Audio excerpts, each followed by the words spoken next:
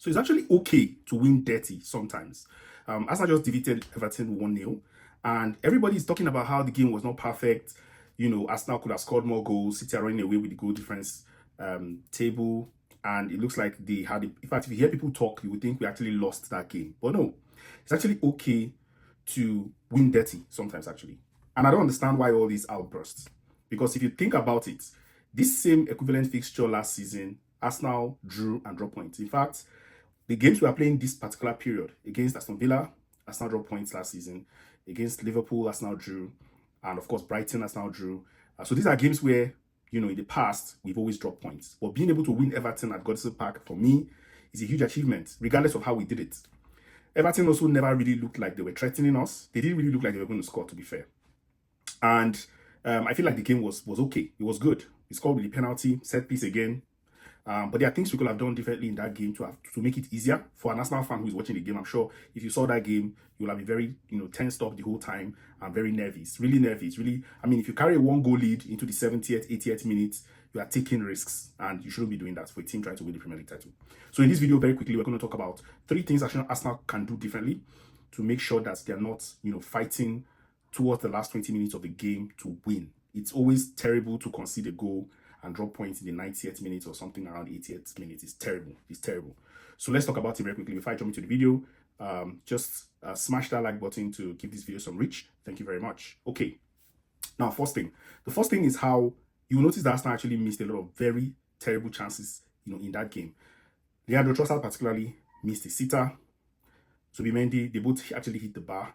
And there are a few chances that could have been handled better. I'm not going to come on Gyökeres right now because I think he's doing well. He's understanding the game a bit better.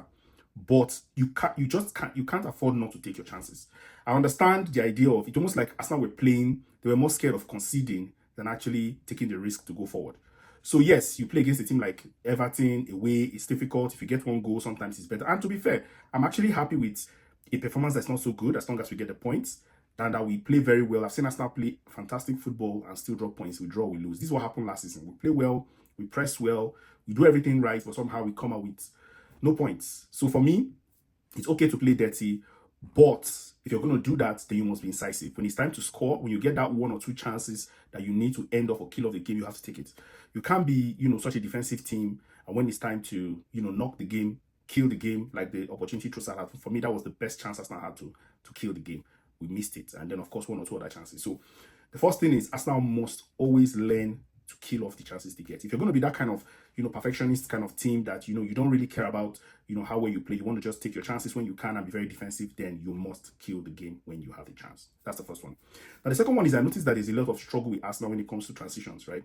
From defense to attack, 1 too many passes. Arsenal will end up, they take the balls. Zubimendi doesn't seem to have the confidence to push the ball forward. And to be honest, this is why I miss actually Thomas Partey sometimes. He has the confidence and the ability to carry the ball from the defense and progress those through passes, and play around with the likes of Declan Rice to get the ball to the wingers and to the striker. So we are still missing that confidence, that balance in midfield. Zubimendi is getting better, but he's still a bit shaky. And that's why if you notice, he made a couple of errors. He held the ball a bit too long. And then they have to go back all the way to David Raya and then start stringing passes. Even Raya was even about to make an error that could have cost us a goal in that game against Everton. So we need to find a better balance between transiting the ball from the defense to attack. It's still a very shaky area. Zubimendi, something is not right between Zubimendi, Rice, and Odegaard. Something is not right.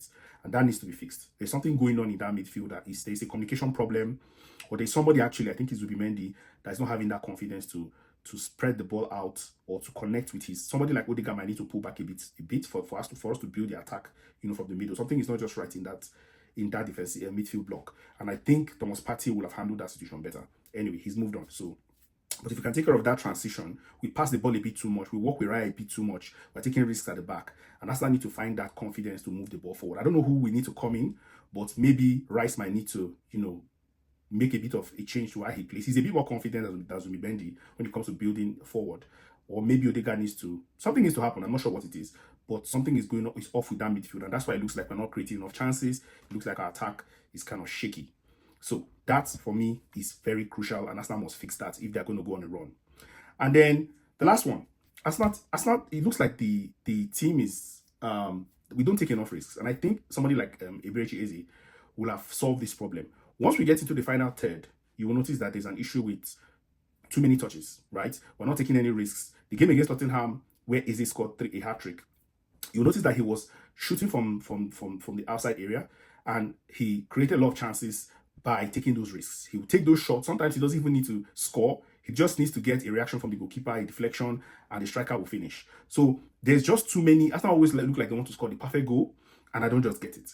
You string the ball a bit too much, and then it goes all the way back to the defense. So we seem to be wasting a lot of time with opportunities. Even when we cross the ball from the wings, the strikers, cannot connect. Those passes are not as good. The only thing that ends up working usually is the corner kicks, because Declan Rice is actually very good playing from the left, and Saka is also very good playing the corner kicks from the right. So those are very effective and very potent crosses.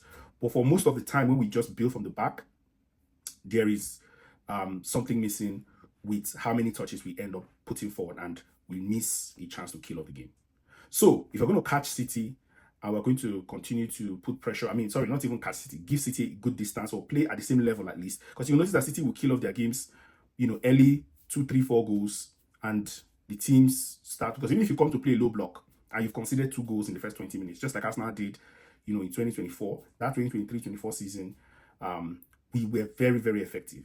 Actually, yes, 2023-24 season, between January and the end of the season, Arsenal went on a run of 14 games or so. They lost only 1 against Aston Villa, but they won the rest. That sort of form is what Arsenal actually need right now.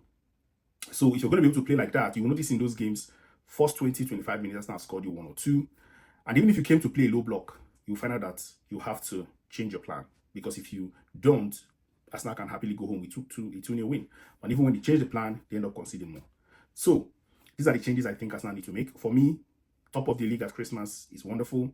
They need to get ready to do more. The game against Brighton is also very important at home. Arsenal will likely win that game. I hope they come up with at least let's see more fluent football.